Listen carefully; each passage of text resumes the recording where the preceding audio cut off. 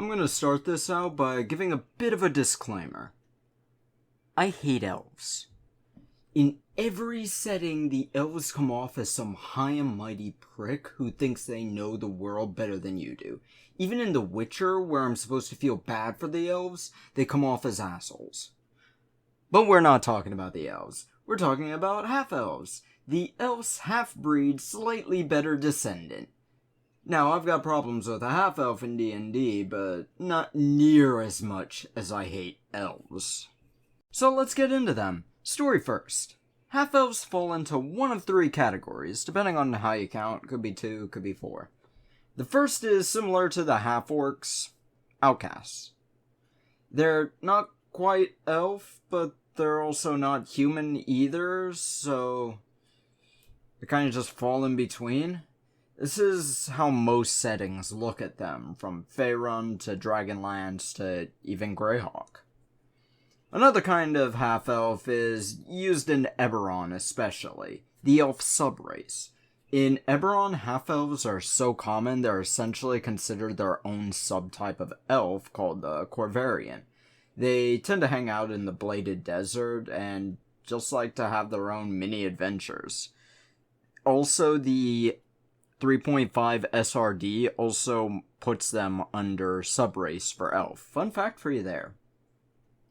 The third kind of half-elf is technically 2 types, the more accepted ones. They tend to fall into either there's Mother's Group, whichever that is, and live raised by either humans or elves. I prefer to go with humans myself and take the Races of Destiny feat human heritage, making you count as both an elf and a human for the purposes of bonuses with weapons that would give you, or whatever have you. Unfortunately, rangers are a weird thing. While rules as written says you only get one favored enemy if you have both elf and human, whichever's higher. Some DMs will put both of them in there, so have fun with that. But what does playing a half-elf give you, and are there any sub-races you can take? Well, let's answer that question.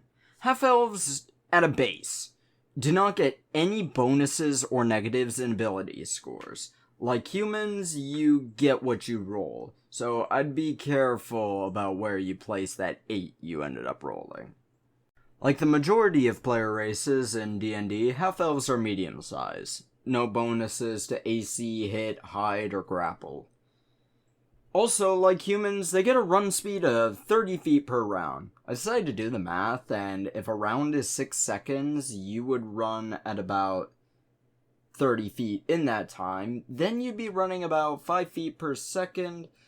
That would translate to about 3 miles an hour, 3.41 if you want to be more specific, which is really slow for a human. I'd take that as walking speed, really. So maybe that's what that means. So if you took your full movement action, that'd be about 6.82 miles per hour. Still slow, given I believe the average person is 28 miles an hour. Of course, doing more research, sprinting speed is about 120 feet in 6 seconds, apparently, which would actually translate pretty well with the run feat. But that's enough about footwork, let's get on with the video.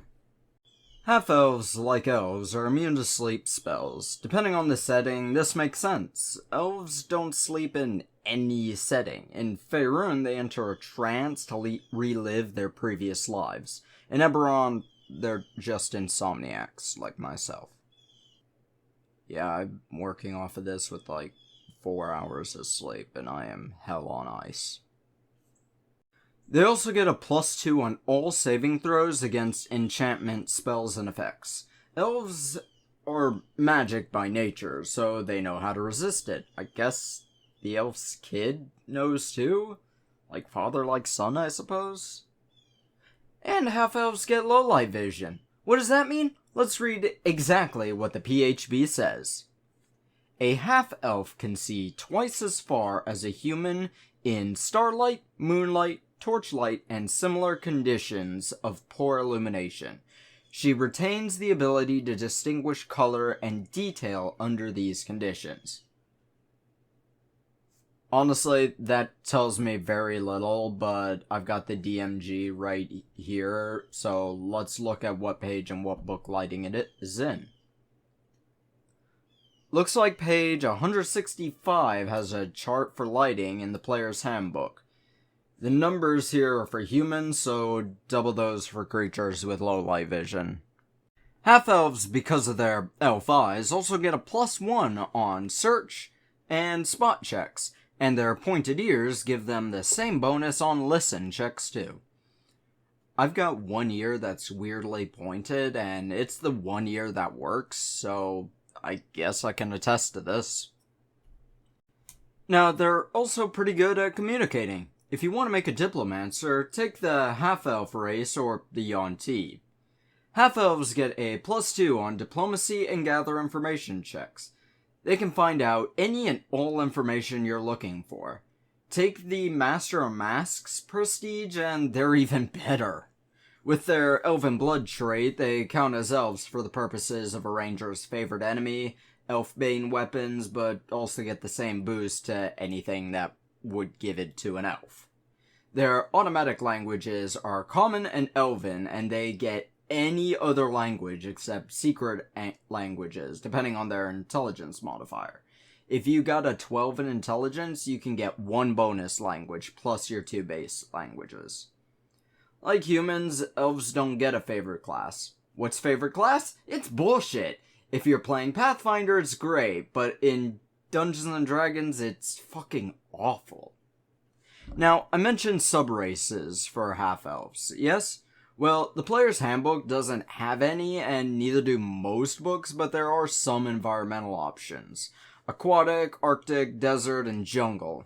There's also Fire Half-Elf too, and Paragon classes, which is weird, and I've yet to find anything about how these work. But I think what you're looking for is something like a half-drow, yeah? Well, I make it very simple. I give PCs with a drow elf bloodline dark vision. Every other subrace of elf doesn't give enough to warrant any sort of change, but I'll link the environmental index below. But I think that'll do it for the half-elf player race. Now you can go... Now. Go ahead. Leave. Shove off.